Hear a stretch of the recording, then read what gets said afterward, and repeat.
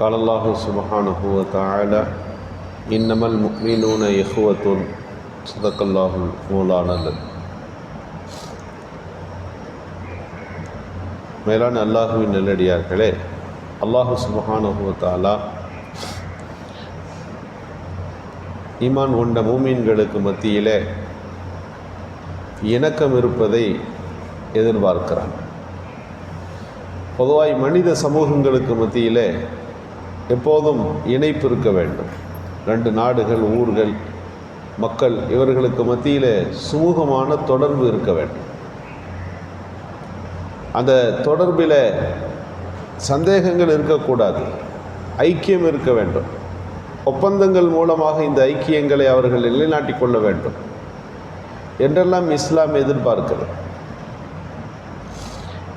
நபிகள் நாயகம் ஸல்லல்லாஹு அலைஹி வஸல்லம் மதினாவுக்கு வந்த உடனே முதல்ல செய்தது, மதினா மக்கள் அல்லாத மற்றவர்கள் யார், அவர்களோடு ஒப்பந்தம் செய்தல் என்கின்ற நடைமுறையை கொண்டு வந்தார்கள்.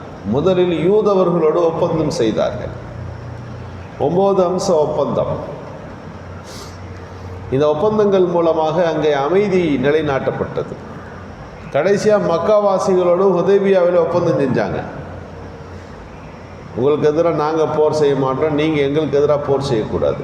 நமக்குள்ளே இந்த ஒப்பந்தம் நீடிக்கிற வரை எந்த பிரச்சனையும் கிடையாது. யாரும் எங்கும் போகலாம் வரலாம். யாருடைய உயிருக்கும் பொருளுக்கும் பிரச்சனை இருக்கக்கூடாது. ரசூலுல்லாஹ் எழுதின ஒப்பந்தம். இப்படி சுற்றியாக இருந்த பல்வேறு சமூகங்களோடு நபிகள் ஸல்லல்லாஹு அலைஹி வஸல்லம் ஒப்பந்தங்களை செய்து கொண்டார்கள். கிறிஸ்துவர்களோடு நடந்த ஒப்பந்தம் மிக பிரபல்யமானது.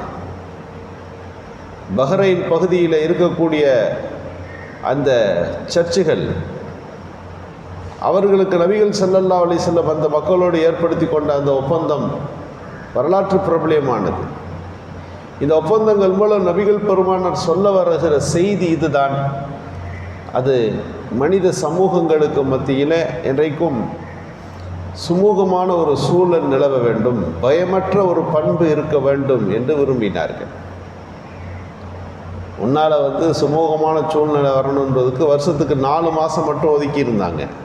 சண்டை போடக்கூடாதுன்னு. அந்த 4 மாதம் மட்டும் எங்கும் போகலாம் வரலாம். 4 மாதம் முடிஞ்சால் யாருக்கும் எந்த விதமான உத்தரவாதமும் இல்லை என்ற நிலைமை இருந்தது. ரசூலுல்லாஹ் அந்த 4 மாதம் என்பதை நிரந்தரமான ஒரு அமைதி பூமியை உருவாக்குவதற்கு முயற்சித்தார்கள். ஒட்டுமொத்த ஜசீரத்துல் அரபு இன்னைக்கு பார்க்குறோமா இல்லையா? சவுதியை சுற்றி இருக்கக்கூடிய ஓமன், கத்தார், குவைத், துபாய் என்றெல்லாம் நாம் பிரித்திருக்கிறோம்.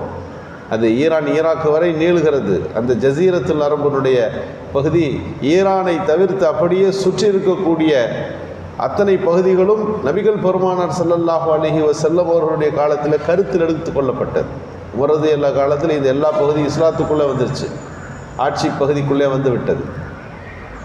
நபிகள் நாயகம் ஸல்லல்லாஹு அலைஹி வஸல்லம் அவர்கள் மனித சமூகங்களுக்கு மத்தியில் அந்த நிம்மதியான பண்பை உருவாக்கினார்கள். ஒரு தன்னந்தனியாக ஒரு பெண்மணி பயணித்து வந்து கல்வர்கள், திருடர்கள் பயமோ வேறு எந்த விதமான பயமும் இல்லாமல் காபாவை வலம் வந்துவிட்டு திரும்ப வேண்டும். அந்த சூழல் வராதவரை நான் கொண்டு வந்த இந்த மார்க்கம் நிறைவு பெறவில்லை என்றார்கள். மார்க்கம் நிறைவாயிடுச்சு, மார்க்கத்தின் பண்பு நிறைவாகலை. நபிகள் பெருமானார் ஸல்லல்லாஹு அலைஹி வஸல்லம் எதை நோக்கி இந்த மனித சமூகத்திற்கு வழிகாட்டினார்களோ அது நிறைவடையணும்னா ஒரு ஆணோ பெண்ணோ, எந்த மனிதனோ, ஒரு சமூக கூட்டமோ, ஒரு வியாபாரிகளோ, ஒரு பயணிகள் கூட்டமோ, அவங்களுக்கு பயம் இல்லாமல் எப்போதும் போய் வரலாம். சமீபத்தில் ஒரு பெண்மணி வீடியோ வெளியிட்டு இருந்தார்.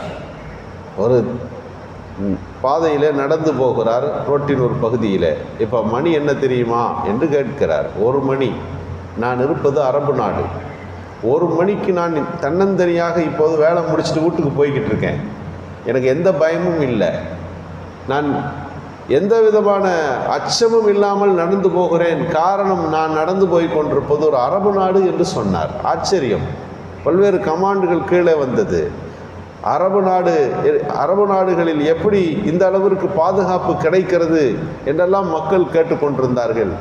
இங்கே மனிதர்கள் மிகச் சரியான சட்டத்திட்டங்கள் இருக்கின்றது, பெண்களுக்கான பாதுகாப்பு அம்சங்கள் நிறைந்திருக்கிறது என்று அவர் சொல்லுகின்ற போது நபிகள் ஸல்லல்லாஹு அலைஹி வஸல்லம் சொன்னார்களே, தன்னந்தனியாக ஒரு பெண் வருகிற போது அவருக்கு பயம் இருக்கக்கூடாது என்றார்களே, அப்படிப்பட்ட பூமியாக அது மாறியது. எதனால்? ஒப்பந்தங்களால். சமூகங்களுக்கு மத்தியிலே மட்டுமல்ல, 2 ஊர்கள் என்று சொன்னால் அவர்களுக்கு மத்தியில் ஒப்பந்தங்கள் மூலமாக அது நிலைநாட்டப்படணும். எப்போதும் சண்டை போட்டுக்கிட்டே இருந்தாங்க ஒரு கூட்டம். நபி ஸல்லல்லாஹு அலைஹி வஸல்லம் பல கட்ட பேச்சுவார்த்தை நடத்துவார்கள். ஒரு கட்டம் 2 கட்டம் இல்லை. இன்றைக்கி நாம் பார்க்குறோமா இல்லையா? இன்றைக்கு காசாவில் இஸ்ரேல் யுத்தம் நடக்குதுன்னா பேச்சுவார்த்தை நடத்தி போரை நிறுத்துவதற்கு திரும்ப முயற்சி செய்கிறார்கள் அல்லவா? அன்றைக்கும் நபிகள் ஸல்லல்லாஹு அலைஹி வஸல்லம் அவர்கள் ஒரு நாள் அசர் தொழுகைக்கு வரல, லேட் ஆகிடுச்சு. ஏன் தெரியுமா லேட் ஆகிடுச்சு? நபிகள் ஸல்லல்லாஹு அலைஹி வஸல்லம் சொன்னார்கள், இந்த 2 கூட்டத்துக்கும் மத்தியில் சமாதானம் செய்வதற்கு போயிருந்தேன், அது சற்று தாமதமாகிவிட்டது என்று தாமதமானதற்கு காரணத்தை சொல்வார்கள். அப்போ நபி அவர்களிடத்திலிருந்து இந்த பண்பு, சுமூகமான சூழலை உருவாக்குதல் என்பது ஒரு மூமினிடத்தில் இருக்கக்கூடிய மிகச்சிறந்த ஒரு பண்பு. சண்டை போடுறது இருக்கும், சண்டை இல்லாமல் இருக்காது, எப்போதும் பிரச்சனை இருக்கும் தான். ஆனால் அந்த சண்டைகளை வேடிக்கை பார்க்கிற பண்பிலிருந்து கொஞ்சம் விடுபட்டு இங்கே சமாதானப்படுத்துறதுக்கு ஏதாவது வழி இருக்கான்னு பார்க்கணும். நபி ஸல்லல்லாஹு அலைஹி வஸல்லம் சொன்னார்கள், நஃபீலான தொழுகை நோன்பு எல்லாத்தை விட ஒரு பெரிய நன்மை தர காரியத்தை சொல்லித்தரட்டுமா அப்படின்னு கேட்டுட்டு, சண்டையிட்ட 2 சகோதரர்களை சேர்த்து வைங்க. அப்படி சேர்த்து வைப்பது நீங்கள் தொழுகிற நஃபில் தொழுகைகளை எல்லாம் விட, நஃபீலான ஹஜ்ஜுகளை விட இது சிறந்த கூலியை தரும்.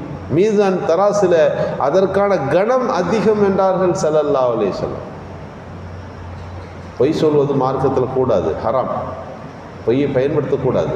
ஆனால் நபி ஸல்லல்லாஹு அலைஹி வஸல்லம் சொன்னார்கள், 2 பேரும் சண்டை போட்டுட்டு இருக்கிறாங்க, ஒரு கணவன் மனைவிக்கு மத்தியில் சண்டை, இந்த நேரத்தில் நீங்கள் பொய்யை பயன்படுத்துவதற்கு அனுமதிக்கப்படுகிறதுன்னா ஒரு பொய்யை சொல்லியாவது சேர்த்து வைங்க என்று பெருமானார் பணிக்கிறார்கள். அவர் சொல்லாததை இவரிடத்தில் சொல்லுவது கூடாது. ஆனால் உங்களை பற்றி ஒரு நல்ல மரியாதையோடு அவர் உங்களுக்கு இருக்கிறார் என்று ஒருத்த போய் சொல்கிறது, இவரிடம் உங்களோட பேசாமல் இருப்பது அவருக்கு வருத்தம் அளிக்கிறதுன்னு இவர்கிட்ட சொல்கிறது. அந்த சூழல் அங்கு இல்லை, இருந்தாலும் மனங்களில் அந்த செய்தியை போட்டு வைப்பது பகை குறையும் அல்லவா? என்றைக்காவது உறவு மலர்வதற்கு இது காரணமாக ஆகும் அல்லவா? இன்றைக்கு அதல்ல, வேறு செய்திகள், இவருக்கு எதிராக என்னென்னவெல்லாம் செய்யப்படுகிறது என்ற செய்திகளை ஏற்படுகிற போது, பிளவுகளை கவனிக்கிற போது இணக்கத்திற்காக ஏதாவது ஒரு வழி இருக்கிறதா என்று தேடுவது நபிகள் ஸல்லல்லாஹு அலைஹி வஸல்லம் அவர்கள் பணித்தந்த மிக முக்கியமான செய்தியாக பார்க்கிறோம் இஸ்லாத்தில். அதனால தான் கோல் கூடாது, புறம் கூடாது, ஒட்டு கேட்பது கூடாது, துருவி ஆராயக்கூடாது. வலா தஹஸ்ஸஸு வலா தஜஸ்ஸஸு, துருவி ஆராயாதீங்க. நபி ஸல்லல்லாஹு அலைஹி வஸல்லம் சொல்லுகிறார்கள், வலா தஹாசது, பொறாமப்படாதீங்க, வலா தபாகலு, கோவப்பட்டுக்காதீங்க, குனு இஹ்வானா, எல்லாரும் சகோதரர்களாக இருங்க. சகோதரத்துவத்தை முறிக்கிற சின்ன விஷயங்கள் தான். நம்மெல்லாம் இது சாதாரணமான காரியங்கள் என்று யோசிப்போம். ஆனால் ரசூலுல்லாஹ் ரொம்ப முக்கியமாக இது எல்லாம் பட்டியல் போட்டு இது எல்லாத்தையும் சொல்லிட்டு இஹ்வானா இருங்கன்றாங்க. இஹ்வானா இருங்கன்னா சகோதரர்களாக இருக்கிறதுக்கு முயற்சி செய்யுங்க. இவைகள் இருந்தால் சகோதரத்துவம் கெடும் என்பதுதான் இந்த ஹதீஸுகளில் சொல்லப்படுகிற செய்திகளாக இருக்கின்றன. எனவே சுமூகமான ஒரு சூழல்கள் உருவாகுவதற்கு நாம் முயற்சிக்க வேண்டும். அதைத்தான் திருக்குர்ஆனுடைய வசனம், இன்னமல் முஃமினூன இஹ்வா, முஸ்லிம்களே நீங்கள் சகோதரர்கள், ஃபஅஸ்லிஹு பைன அஹவைக்கும், உங்கள் சகோதரத்துவத்தை நீங்கள் அதிகப்படுத்தி கொள்ளுங்கள், அதை நீங்கள் உண்டாக்கி கொள்ளுங்கள் என்று திருக்குர்ஆன் படிக்கிறது. எனவே சகோதரத்துவத்தை உருவாக்குகின்ற, சுமூகமான சூழல்களை உருவாக்குகின்ற, சண்டை சச்சரவுகளுக்கு மத்தியிலே சமாதானத்தை நிலைநாட்டுகின்ற உயர்ந்த பண்பை அல்லாஹ் நமக்கு வழங்குவானாக. சுப்ஹான